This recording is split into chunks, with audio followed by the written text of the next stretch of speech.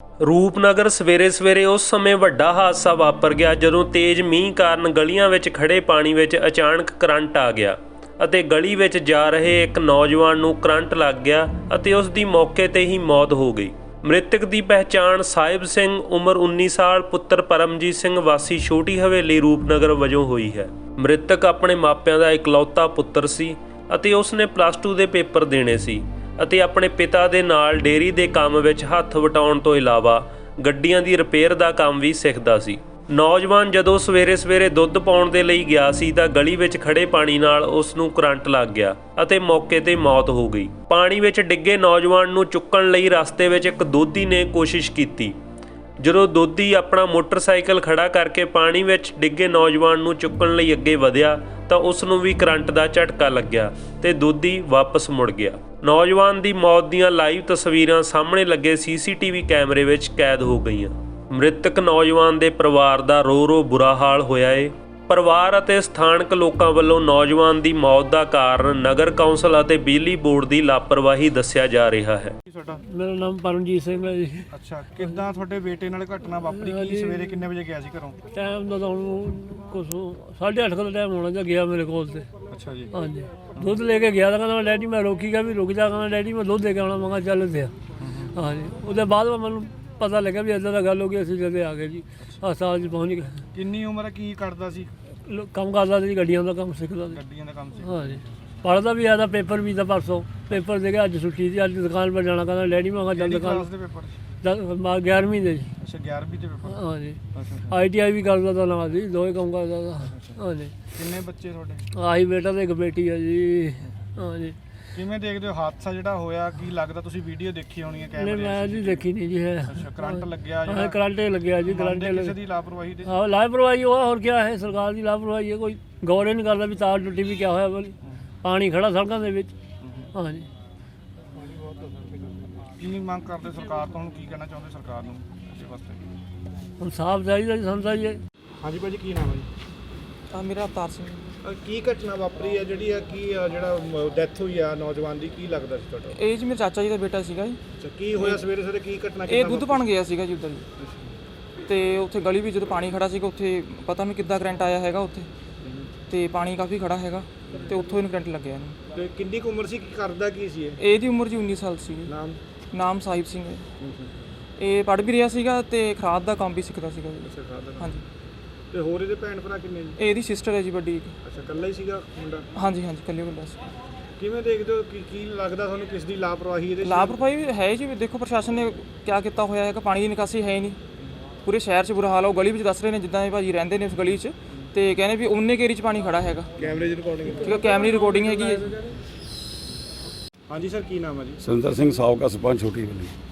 ਕਿਵੇਂ ਦੇਖਦੇ ਹੋ ਤੁਹਾਡੇ ਜਿਹੜੇ ਹੈਗੇ ਇਲਾਕੇ ਦੇ ਨੌਜਵਾਨ ਦੀ ਮੌਤ ਹੋਈ ਹੈ? ਕੀ ਕਾਰਨ ਮੰਨਦੇ ਉਸ ਨੂੰ ਲੈ ਕੇ ਕੀ ਹੋਣਾ ਚਾਹੀਦਾ? ਇਲਾਕੇ ਦਾ ਜੀ ਮੇਰੇ ਪਿੰਡੋਂ ਹੀ ਸੀਗਾ ਜੀ ਮੁੰਡਾ।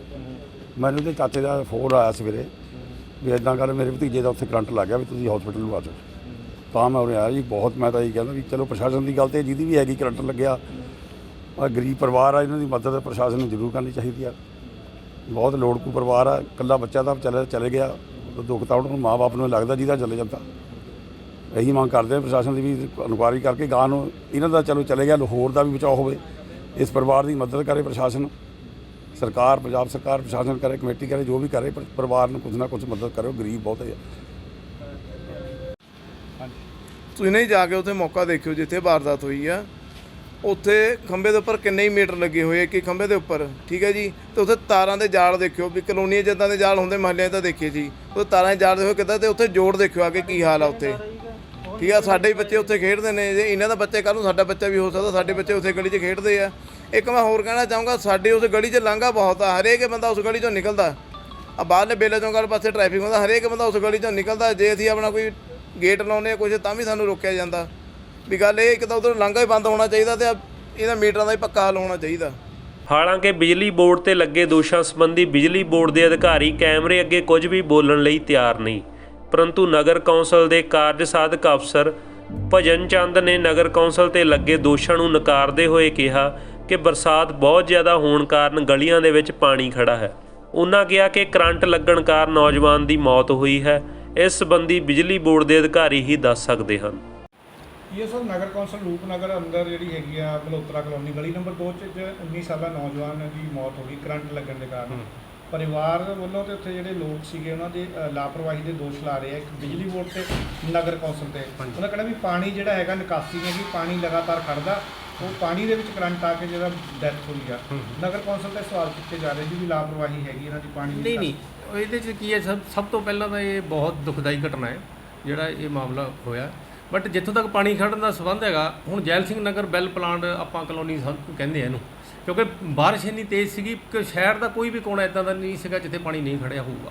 ਕਿਉਂਕਿ ਪੁਲ ਬਾਜ਼ਾਰ ਤੋਂ ਜੈਲ ਸਿੰਘ ਨਗਰ ਤੋਂ ਲੈ ਕੇ ਪੁਲ ਬਾਜ਼ਾਰ ਤੱਕ ਜੈਲ ਸਿੰਘ ਨਗਰ 'ਚ ਵੀ ਅੱਜ ਸੀਵਰ ਨੇ ਬੈਕ ਮਾਰਿਆ।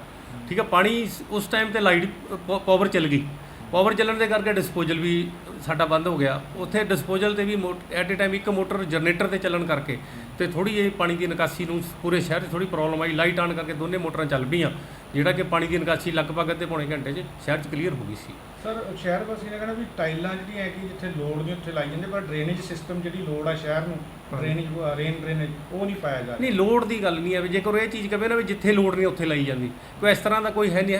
ਕੋਈ ਜੇ ਟਾਇਲ ਲੱਗਦੀ ਹੈ ਜਾਂ ਕੋਈ ਸਮਾਨ ਆਪਾਂ ਲਗਾਇਆ ਜਾਂਦਾ ਉਹ ਪਬਲਿਕ ਦੀ ਮੰਗ ਦੇ ਅਨੁਸਾਰ ਹੀ ਲਾਇਆ ਜਾਂਦਾ।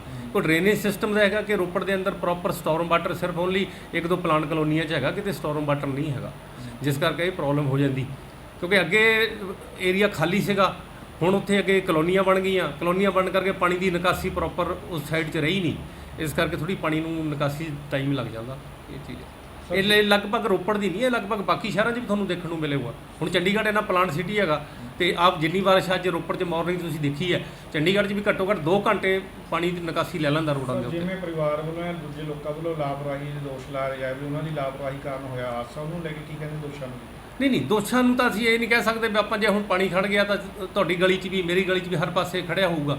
ਬਟ ਇਹ ਹੈ ਵੀ ਹੁਣ ਉਹ ਕਦੇ ਬਿਜਲੀ ਬੋਰਡ ਦਾ ਕੋਈ ਇਸ ਤਰ੍ਹਾਂ ਦਾ ਹੋ ਸਕਦਾ ਵੀ ਉੱਥੇ ਕਰੰਟ ਆਇਆ, ਕਿਸ ਕਾਰਨ ਆਇਆ, ਇਹ ਚੀਜ਼ ਦਾ ਲਾਣਾ ਉਹ ਹੈ, ਲੇਕਿਨ ਸਾਡਾ ਤਾਂ ਕੋਈ ਇਸ ਤਰ੍ਹਾਂ ਦੀ ਕੋਈ ਹੈ ਨਹੀਂ।